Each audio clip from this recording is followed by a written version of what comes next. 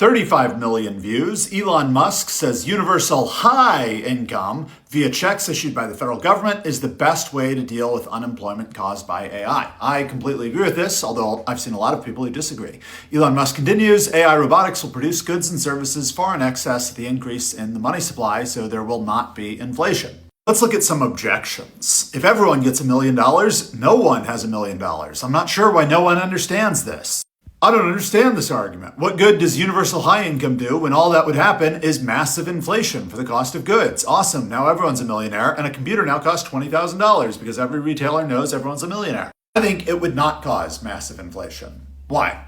The value of $1 is the value, the stuff in our economy that people want to buy. That's a waiter bringing you food, or it's a nice car, new computer, whatever. Value in the economy divided by number of dollars. And so if you increase the number of dollars all by itself, if the government prints more money to give everyone a universal high income, then you are going to have inflation. That is, you're going to reduce the value of $1. You're increasing the denominator, so value divided by number of dollars will get smaller. But if robots and AI are producing more value, then you will not cause inflation. Let me put it another way. If the government gave you $1 million a year, would you keep doing your job? For a lot of people, the answer is no. And that's what's behind inflation. That is, I disagree with Viva Frey here, that a computer would cost $20,000 because every retailer knows that everyone's a millionaire. If we're in the situation where the government is just sending everyone $1 million a year, and that's the only thing that changes, yes, computer prices and the prices of everything else would go up, but it's not because retailers know everyone's a millionaire. The mechanism of price competition would still try to keep prices low. That is, if retailer number one was selling a computer for $20,000 and retailer number two was competing with retailer number one, retailer number two would offer it for $19,000. And then retailer number one would say, no, I'll have a sale, $18,000. And that kind of competition would keep prices low, even though retailers know everyone is rich.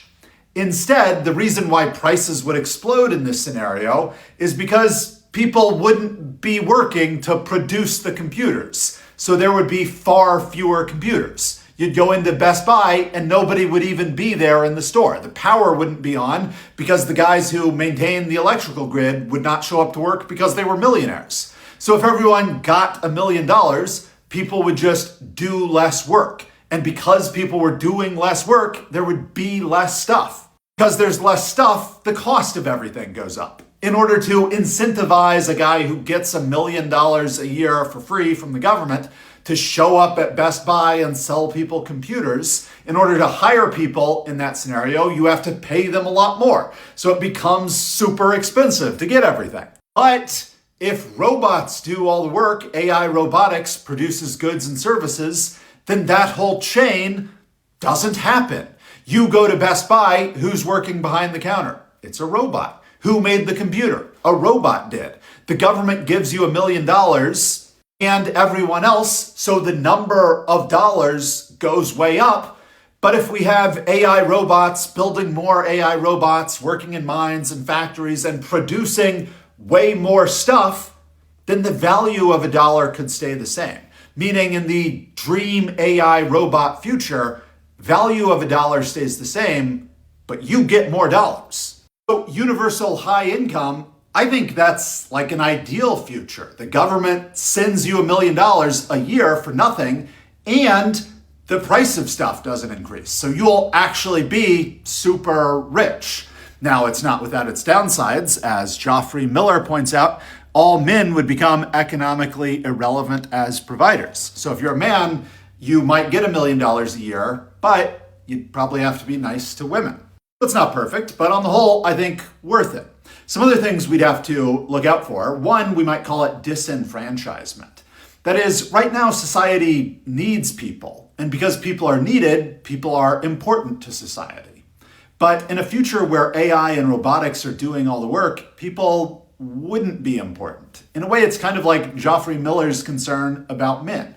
So think of it as if you are one parent out of 10 at a tiny private school and you pay for 10% of your school's funding.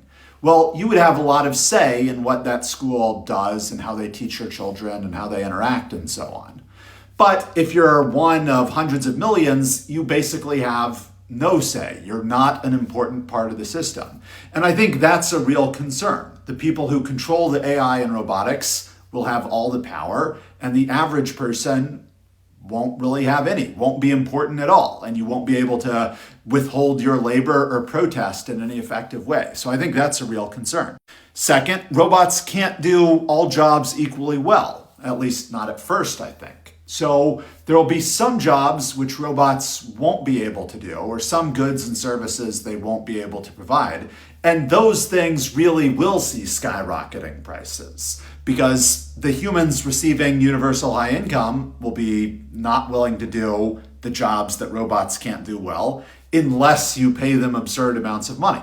So probably as robots overtake parts of society or parts of human labor, the things that they don't overtake, that they don't outperform humans in, will become extraordinarily expensive if we follow the universal high income route.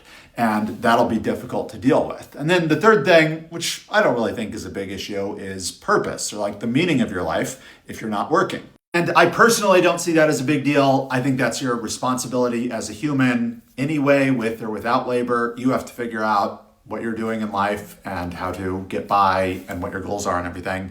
And I wouldn't be that concerned if I heard someone won the lottery and received $1 million a year. I wouldn't think, oh, well, what true meaning are they going to have in life? I wouldn't be afraid of that happening to me. If I got $1 million a year, I wouldn't suddenly be, worried about philosophy or something, or I'd take, time at the beach to go contemplate it. So I just don't think that's a big issue. Now, we're obviously not there yet, and we may be some distance away to get AI and robotics good enough to replace all or almost all human labor. But I do think this is a very good goal, and it's a direction I'd like to see society going. What do you think? Thanks for your time.